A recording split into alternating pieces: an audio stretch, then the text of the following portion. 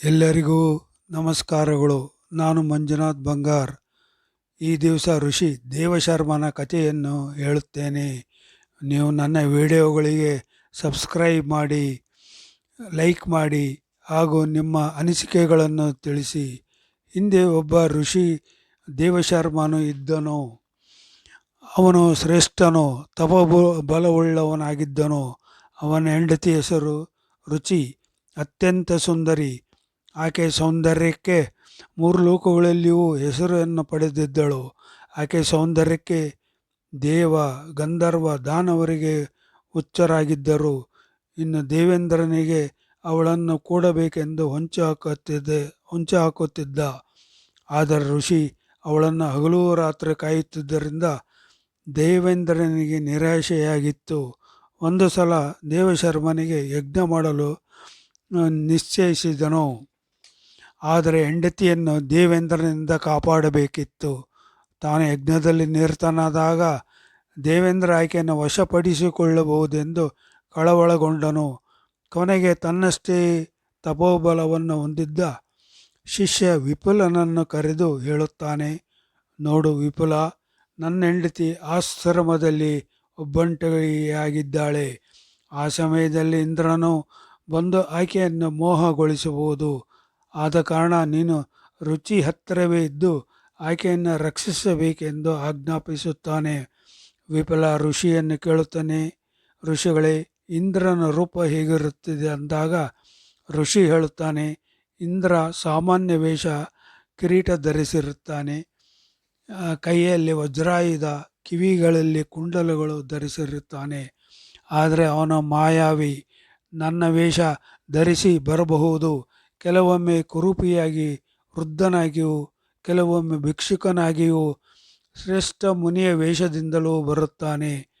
ಅವನು ಕಾಗೆ, ಹಂಸ, ಕೋಗಿಲೆ ಇತ್ಯಾದಿ ಪಕ್ಷಿಗಳ ರೂಪದಿಂದಲೂ ಬರಬಹುದು.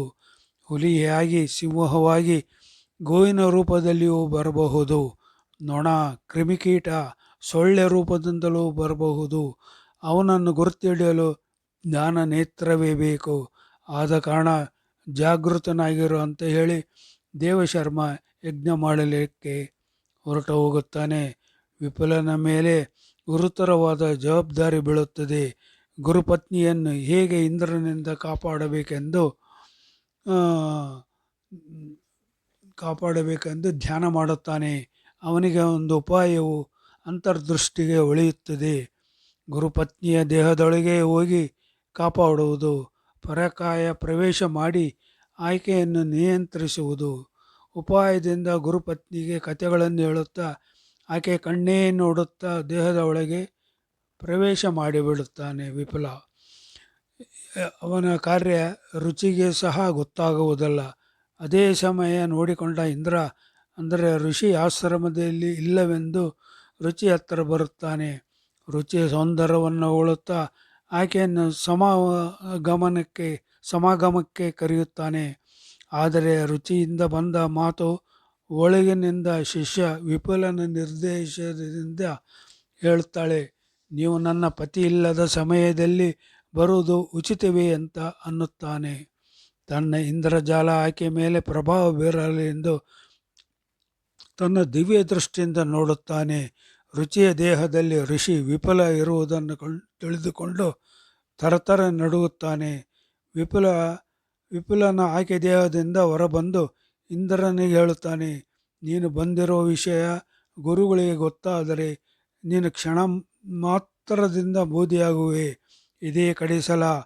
ಇನ್ನೊಂದು ಸಲ ಬಂದರೆ ನಿನ್ನ ದೇಹದ ಬೂದಿ ಸಹ ಸಿಗುವುದಿಲ್ಲವೆಂದು ಎಚ್ಚರಿಸುತ್ತಾನೆ.